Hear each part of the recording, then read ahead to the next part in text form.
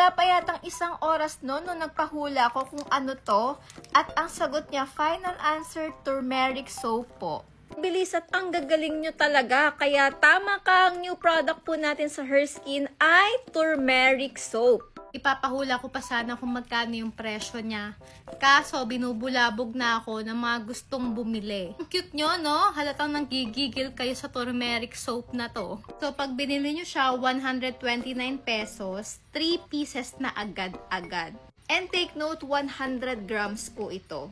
2023 ko pa to pinapagawa. And dapat i-release namin siya last year and na-busy kasi nga kinasal, tas nabuntis. Pero nung hindi pa ako buntis, ito na yung ginagamit kong sabon. Ito yung proof, September 3, 2023 pa, date ng layout ng turmeric soap namin. Tapos tingnan nyo yung date ng FDA namin. Na-expiran pa nga kami kasi nga dapat last year pa namin to i-release.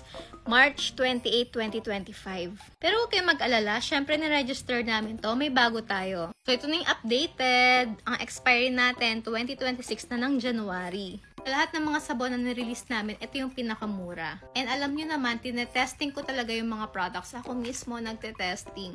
Ang tagal ko siyang ginamit, biruin nyo, 2023 pa tong sabon na to. I-release na namin to, kaya sana matry nyo bagong product namin.